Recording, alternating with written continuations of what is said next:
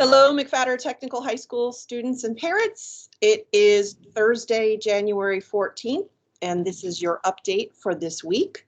I am Jeanette Johnson, the director and principal at McFatter Technical College and Technical High School. And of course, once again, as usual, the people who help keep this campus running smoothly down in the high school, the assistant director in charge of the high school, Mr. Darrell Harris. Hi, Ms. Johnson. Hello, everyone. And our magnet coordinator, Miss Lily DeCastro. Hi. Hope everybody's doing well. So we think this week's update is going to be actually pretty brief. We have just a couple of things we wanted to go over with everyone. And I'll start by just mentioning that, of course, the new semester, the third quarter, started yesterday for all students, both remote and on campus. And with the start of the new semester, it did mean that we were joined yesterday by students who hadn't been on the campus before this year, but whose families changed their minds and chose face-to-face instruction. So it was great to be able to welcome those students back. Each student who arrived, when they arrived, in addition to being oriented, being given their schedule, reminded of things like the mask wearing and the one-way movement where we have that on campus, meal provisions, that sort of thing. They also had their photos taken for their ID badges because no one had ID badges if they hadn't been on campus yet. So there was a whole bunch of that going on.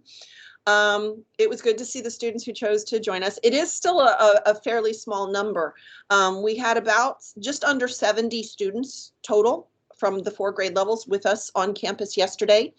And I will mention that we actually had more parents indicate to us on the survey that their students were coming face to face than that. It still wasn't a significant amount. It was around 90, but we did have, therefore, about 20 students that we thought were coming back face to face who did not. Maybe they just decided to start a day late or whatever, but it brings me to this point. Parents, if you change your mind in either direction, you told us the child would be face to face and you've changed your mind and now you want to keep them remote, or if you wish to do the reverse, the child has been remote and you wish to send them back face to face, please let us know. Please reach out probably to your guidance counselor. You can email the guidance counselor with that information. If you want to move from remote to face, we do request that you email us in advance. It won't be a long wait, but we need at least a day or two to make whatever adjustments we need to make on campus. We're monitoring classroom capacities very closely. Students are maintaining 6-foot distance within classrooms, which is changing classroom capacities. So we just need a heads up a day or so ahead of time so we can make those changes. And again, those 20 or so of you who told us on the survey your child was coming back to face, if you have changed your mind and decided to keep them home, just email the guidance counselor and let them know. And I see Ms. DeCastro leaning forward, which means she wants to say something. You read my code very well. I just want to also say if the student is going to need a bus, if they want to change from remote to face and they will need a bus, it will take a few more days because we have to put a request out to transportation. I just wanted to include that. I'm glad you mentioned that.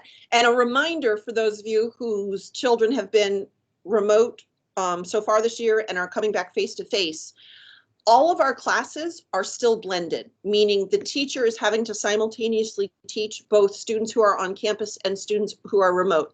And again, that's because we have such a small number of students who have returned to face, which means any of our students coming back face to face do still need to be sure they bring with them their laptop and headphones. If you never got issued a school laptop and you don't have a personal laptop that you can bring with you, maybe you've been at home using a desktop computer, and you're going to need a school laptop, just let us know when you email your guidance counselor. We do have laptops we can provide to students who need them. Just give us a heads up, and the same thing with headphones if those are necessary. So that was sort of the kicking off the third quarter, second semester. Again, it was nice to see kids we hadn't seen yet, both our 9th graders that we hadn't yet met face to face and some of our upperclassmen who joined us for the first time physically this year. It was good to see people. Speaking of first day of the quarter, that does bring us to some updates on some dates to be aware of. So I wanted to turn this over to Mr. Harris for that. Thanks, Ms. Johnson. I just have a couple of things I just want to remind everyone of. Report cards. They will be released and available on February the 3rd.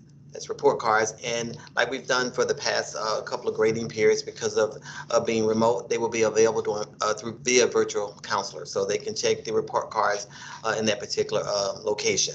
And also, one another good thing to mention is there's no school on Monday. Martin Luther King Jr. holiday. So Monday, no school, a chance to get some rest, to relax, and continue to just spend some time with your families and celebrate. And those are just the two things, Ms. Johnson, that I wanted to highlight that coming up. Okay, great. And reminder, no school means no school for our remote students either. You don't need to log on. The day is yours. So thank you for that. They may find that Canvas goes missing. What I found is the district kind of turns it off on no school days sometimes. So if it's missing, because I get emails for that, there's no school and it'll come back. That's interesting. I think they do updates at that time. Gotcha. Then we'll see you on Tuesday. Sense. And it maybe pushes people to take the break, take a break. Speaking of starting the third quarter, we did, we've had some mass textbook pickups for our students who are still remote, but we have students who were not able to come on those pickup days to get their textbooks. So for that, Ms. DeCastro has an update. Absolutely, thank you. All of the students who reported to campus yesterday did receive their textbooks already as well. And anyone who came today, we will get those to them later today. But anyone who is remote and has not had a chance to pick them up, please email your counselor, the assigned counselor to your student, because they can help us to facilitate getting those to you. So and we're doing it case by case. So no, we're not doing a mass distribution again. I believe we have less than 75 students who still need books. So we're doing it on an individual basis. And we appreciate those of you who came out at varying times. I know there were long days, but we were trying not to interfere with students' class schedules. So that's why we had kind of some strange hours, but we'll work with you now. So thanks so much. And I think before we started this, we said that was all we needed to update people about this week, correct? Yes. That's it.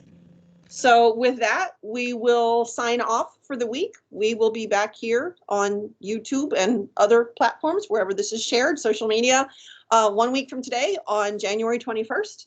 Everyone enjoy the rest of your day and have a great long 3-day weekend. Bye, everybody. Bye, you too. Yeah, thank you.